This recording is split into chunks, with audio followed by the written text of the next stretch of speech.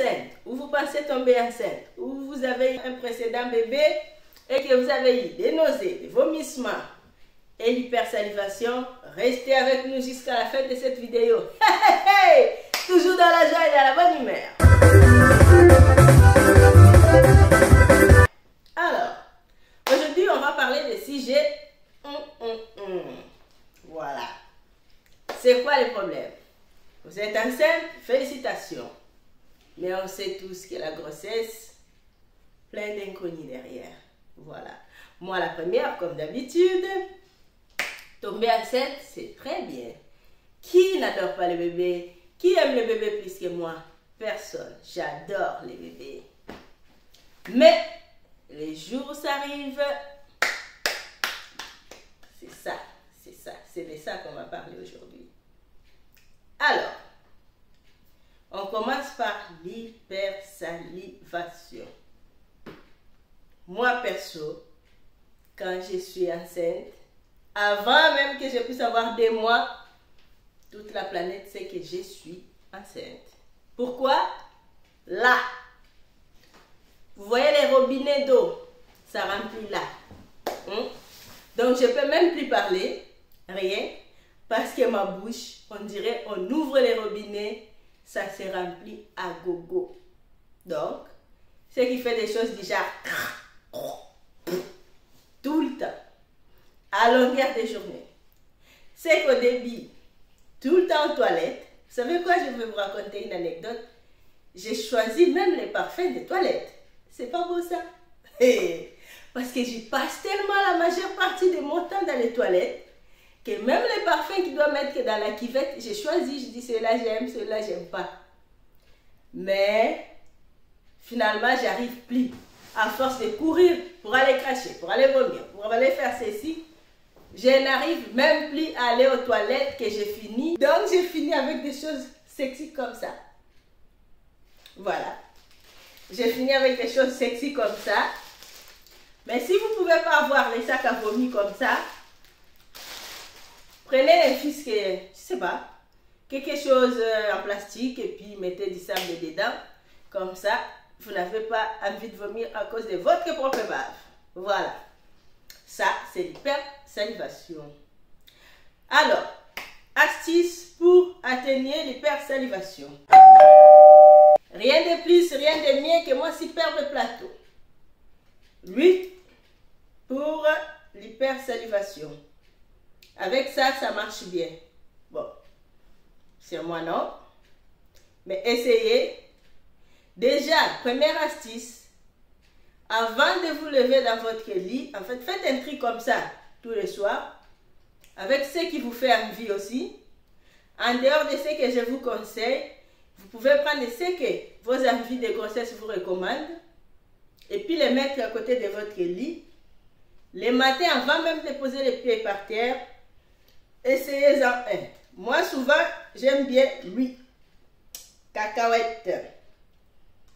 Sinon, lui, des fois ça marche, des fois non. Essayez-vous, je crois que vous trouverez votre propre astuce parmi tout ça. Et lui aussi, il agit bien contre l'hypersalivation et la nausée. Alors, nausée. Moi, j'ai tout le temps, on dirait qu'on m'a mis quelque chose sur la poitrine, que c'est lourd en fait. Je ne sais pas comment vous expliquer. Que je mange ou que je ne mange pas, c'est vrai que si vous fractionnez vos repas, ça aide à diminuer la nausée. Mais il y a des jours où quand je faisais ça, ça marchait.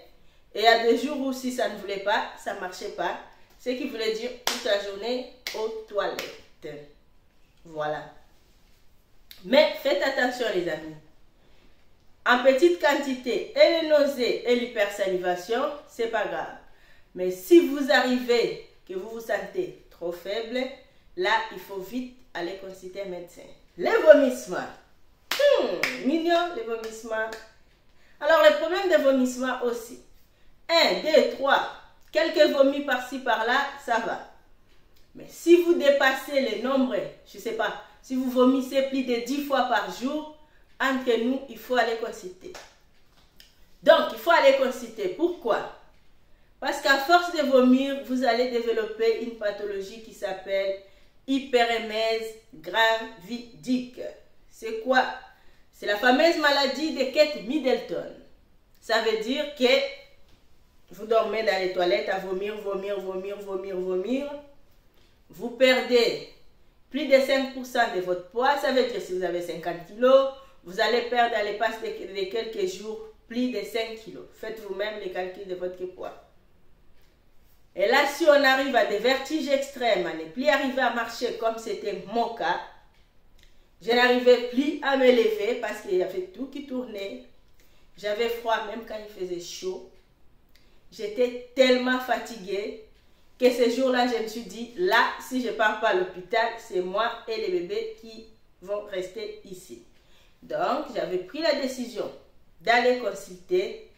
Et tout simplement, ils m'ont traité de folle. Qu'est-ce que je faisais depuis longtemps? J'ai attendu longtemps pour aller consulter. Mais je me disais à chaque fois, parce qu'en fait, moi, dans mes précédentes grossesses, je vomis, mais la dernière grossesse, c'était à l'extrême. Bon, ils ont dit, moi au moins, entre guillemets, il y a des gens qui se font isoler, ils ferment les fenêtres, qu'il n'y ait pas de téléphone, pas de télévision, tout ça. Mais à mon cas, ça a été esquissé par les hormones doublées. C'est-à-dire, vu que j'étais enceinte de jumeaux, ils ont dit que c'était normal de faire cette pathologie parce que j'avais les hormones doublées. Donc, ils m'ont privé ni de téléphone, ni de télévision. Ils ne m'ont pas fermé les fenêtres non plus. Ils ne m'ont pas critiqué non plus. Ils ont dit que c'était normal à cause de la grossesse gémellaire. Je compatis pour vous. Si vous ont isolé, si vous ont traité de malade mental, c'est pas grave. On va oublier ces petits désagréments. On va penser à ces beaux petits bébés qui vont arriver. Ça va consoler tous nos problèmes. Alors, pourquoi il faut aller consulter pour éviter l'hyperémèse gravidique? Parce que si vous vomissez beaucoup, que vous perdez les électrolytes de votre corps, vous allez être déshydraté, ce qui va mettre en danger vous et votre bébé.